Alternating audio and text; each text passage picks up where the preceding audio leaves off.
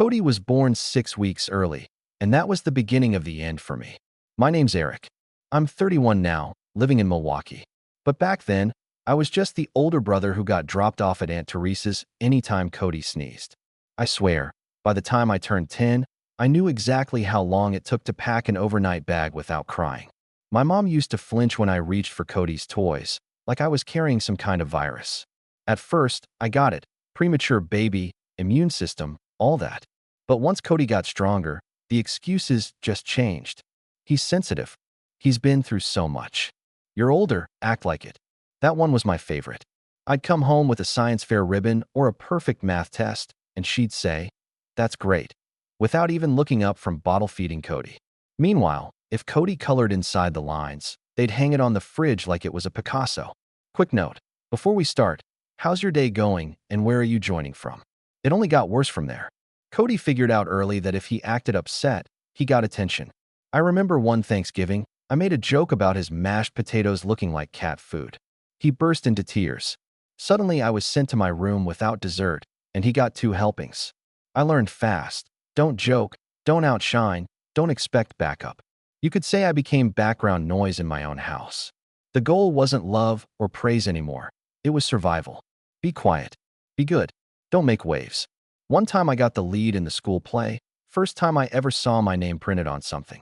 I gave the flyer to my mom. She set it down to help Cody untangle his shoelace. Never picked it back up. By the time I hit middle school, I stopped showing her anything. What was the point? Cody needed a nap? I got shushed. Cody had a bad dream? I got kicked to the couch. It was like living in a 2-parent household that ran entirely on one kid's emotions, and I wasn't that kid. People like to ask about my childhood like I've got some dark trauma I'm hiding. But the truth is, I just don't talk about it because it's exhausting. Not traumatic. Just pointless. You can't get blood from a stone, and you sure as hell can't get fairness from people who never gave a damn in the first place.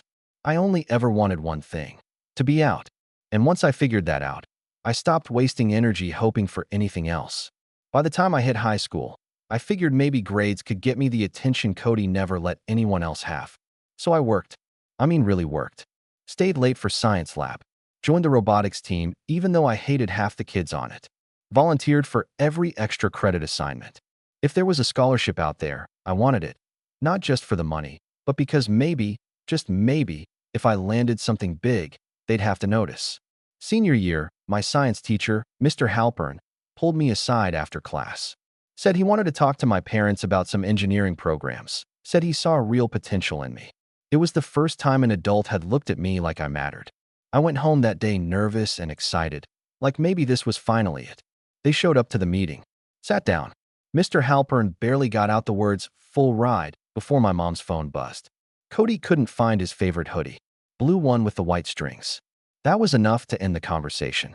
"I'm so sorry. We have to go," she said, grabbing her purse. "Cody's upset." Mr. Halpern looked stunned. I didn't say a word.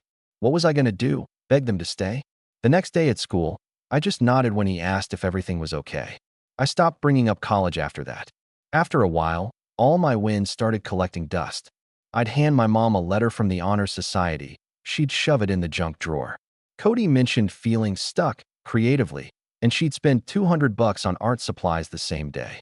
Once I got invited to a regional science competition and won 3rd place.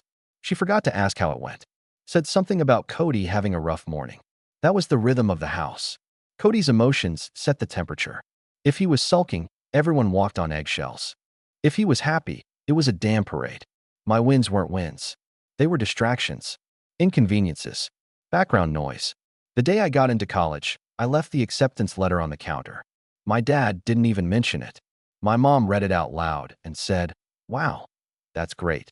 Then turned to Cody and asked, "You still want to paint your room black, or are you going with blue?" They gave him my room the second I brought up moving into the dorms. No discussion. Just, that'll be perfect for Cody's gaming setup. I started sleeping on the couch early that summer, just to make the message easier for everyone. I didn't yell. I didn't argue. I didn't cry. I just started counting days. I stopped trying to be seen and focused on getting out. Got a job shelving books at the library. Picked up hours at a grocery store near campus before I even moved in. If I wasn't working or studying, I was applying for anything that came with a stipend. food, housing, summer research. I took whatever I could find. There was one night, maybe 2 weeks before move-in, I caught Cody going through my backpack. When I asked what he was doing, he shrugged and said, "Seeing if you had any cash." No apology, no shame, just walked out of the room. I zipped the bag shut and locked it in my car after that. The night before I left, my mom hugged me and told me to text when you get there. That was it. No packed lunch. No photo. No, we're proud of you. Cody got a group dinner with balloons when he turned 17. I got a halfway from the porch. Driving to campus felt like a jailbreak. There was no sadness, no fear, just relief. They'd trained me my whole life to be invisible. By the time I left, I'd gotten pretty damn good at it. College wasn't some magical reset button, but it gave me air. I got through with decent grades, 0 loans, and just enough bitterness to keep me moving forward. I landed a mid-level operations job at a logistics company downtown. Nothing glamorous. Cubicle, headset, endless spreadsheets. But the pay was steady, and no one talked to me like I owed them something just for existing. That alone felt like a win. I lived in a small one-bedroom with peeling cabinets and a leaky faucet. Nothing about it screamed success, but it was mine. I worked 9 to 5, kept my head down, and built a little savings account. Every Friday, I'd grab cheap takeout and crash on the couch watching videos about side hustles, reselling sneakers, drop shipping, flipping pallets.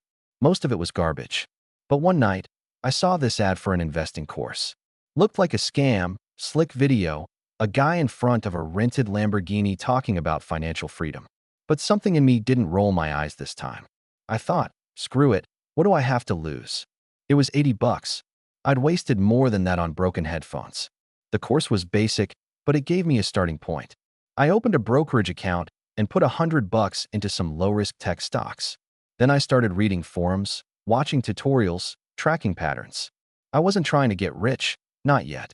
I just wanted to learn the rules. 6 months in, I moved a bigger chunk into this small biotech startup that had quietly been getting traction.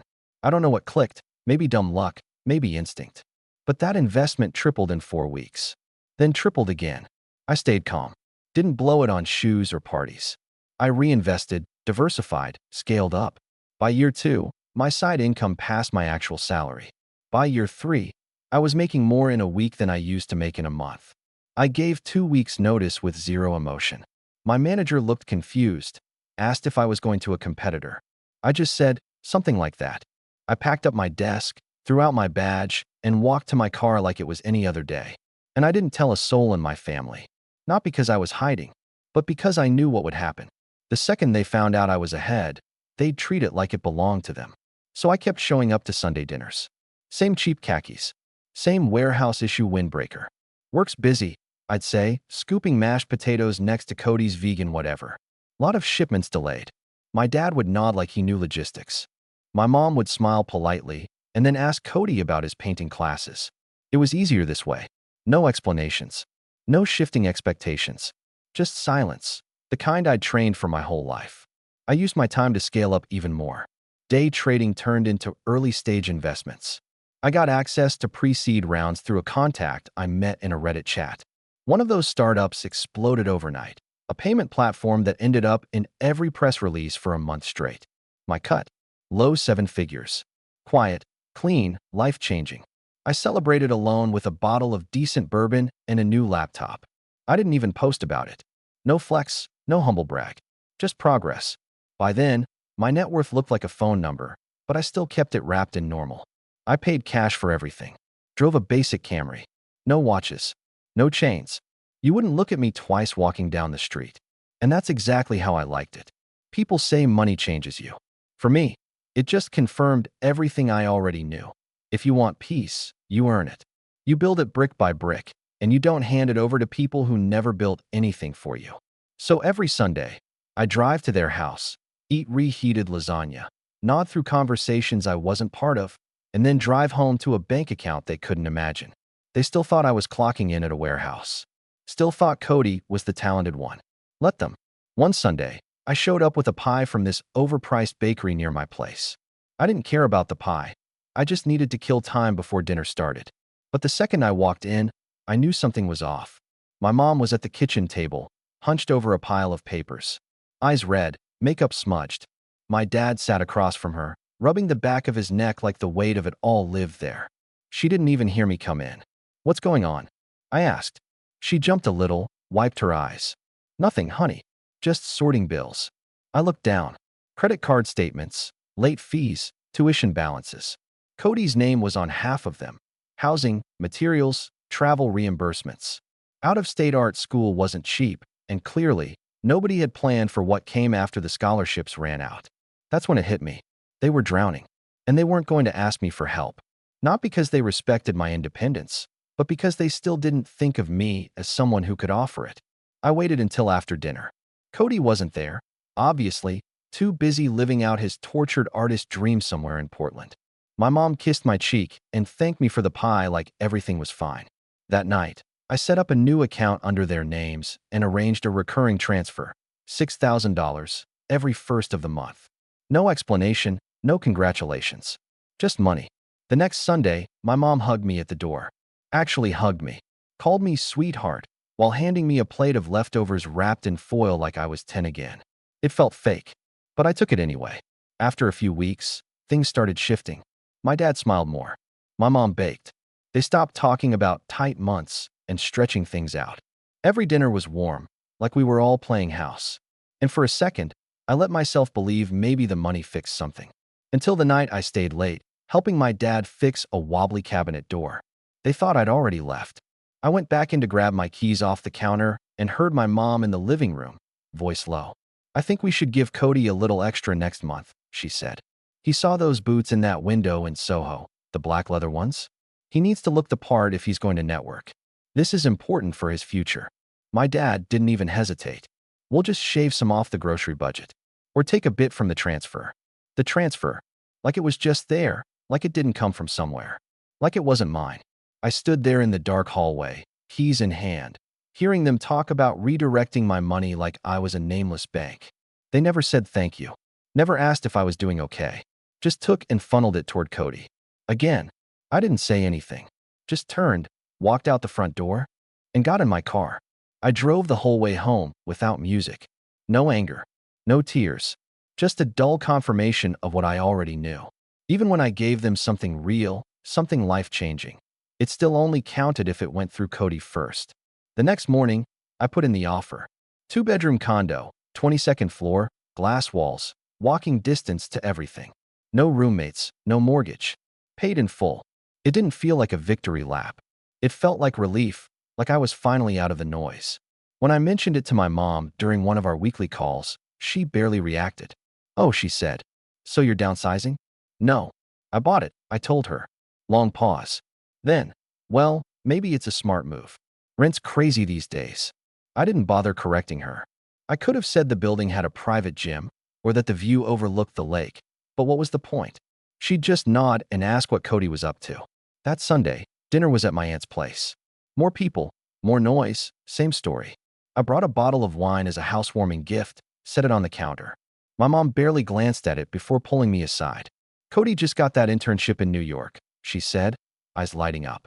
"It's unpaid, but the connections. Oh my God, the connections." Then she turned to the room and announced it like the Queen of England. The whole table went nuts. My uncle clapped him on the back. "That's big-time stuff, Cody.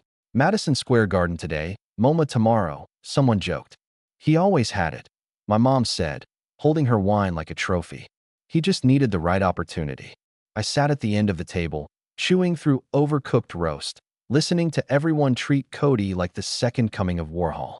No one asked me where I moved. No one asked what I'd been doing. I was right there, and still completely invisible. At one point, my cousin Rachel leaned in and said, "Don't take it the wrong way, but I think it's kind of nice how you're just settling in. Not everybody needs to chase something." I nodded, even smiled a little. Didn't ask what the hell that was supposed to mean. They were never going to see it. Not the hours, not the risks, not the wins. All they saw was Cody shining, and me existing. Let them talk about his potential. I had square footage, ownership, and silence. No one crying in the next room. No one asking for handouts.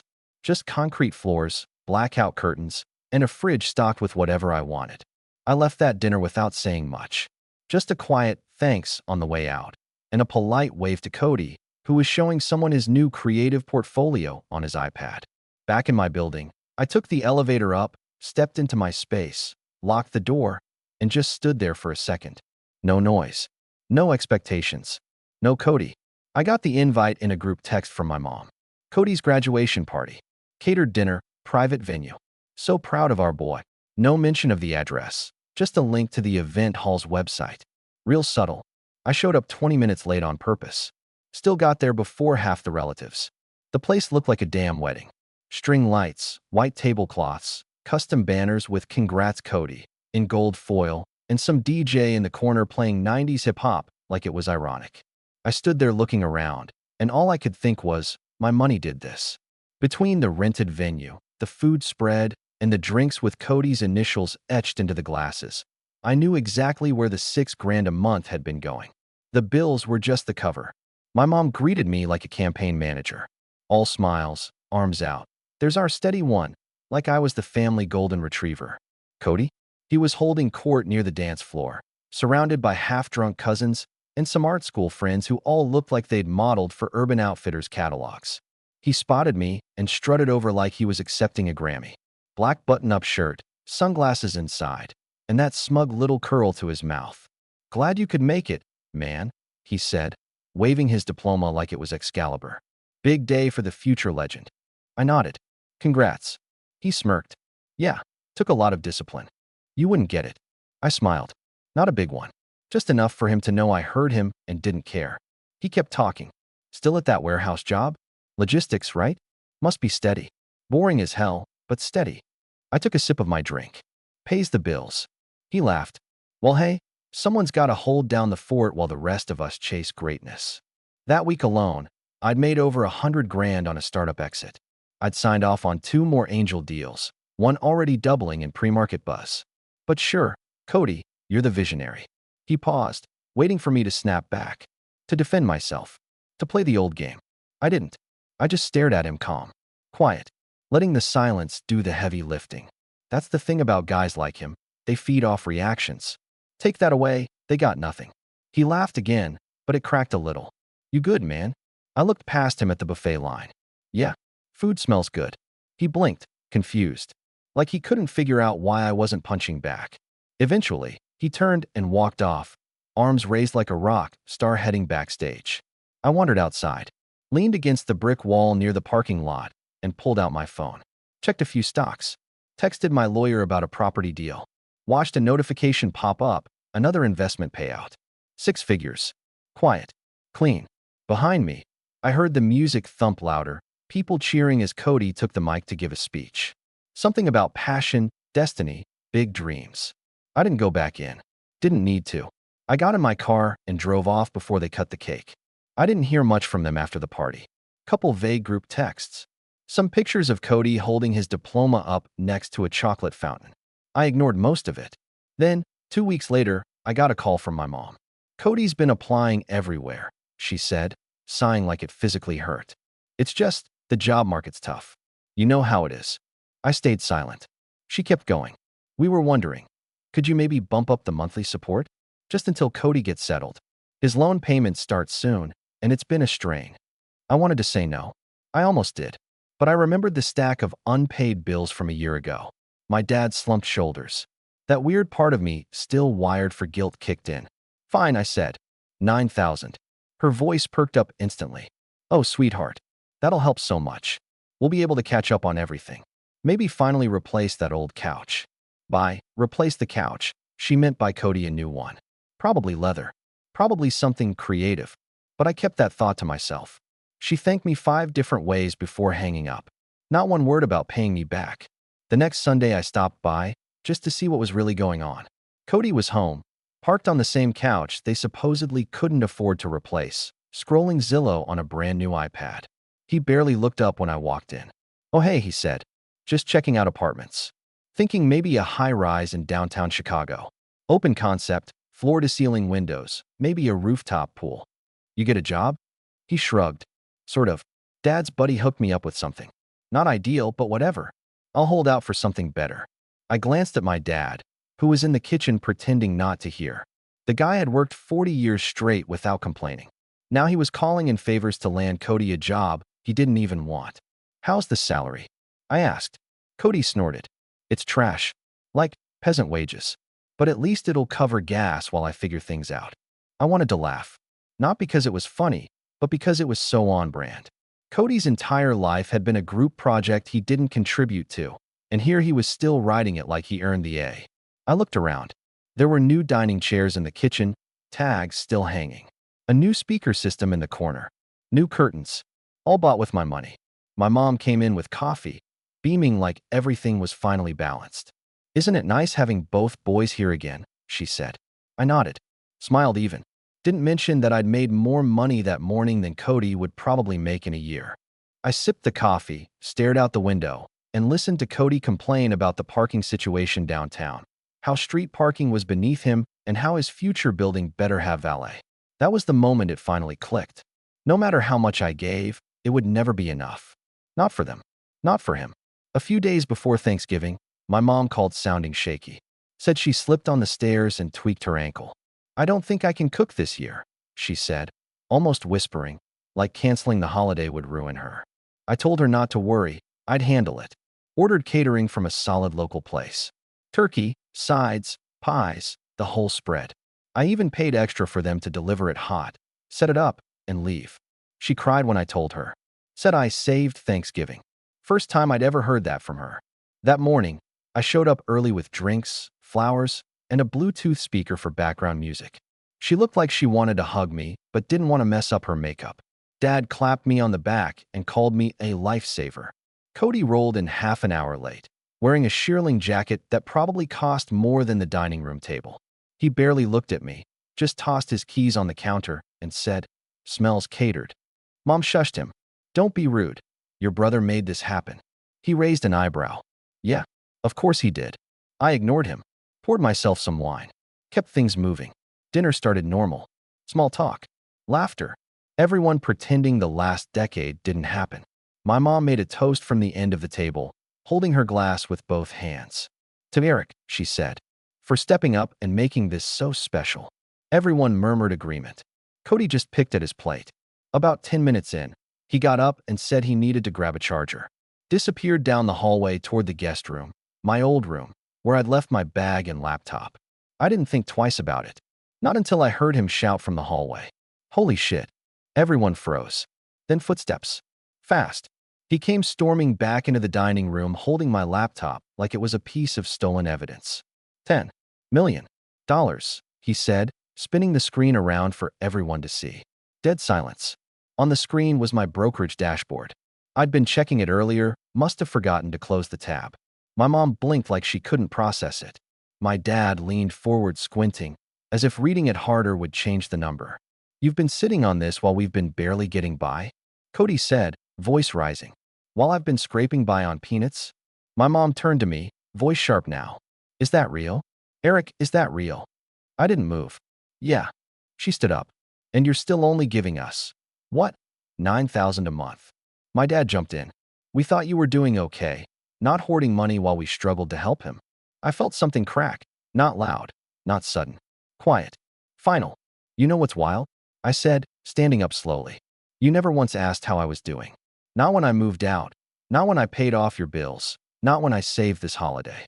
All you care about is what Cody's not getting." My mom opened her mouth. I didn't let her speak. "You don't get to call me greedy. Not after the years I spent eating whatever scraps of attention were left over while you treated this guy."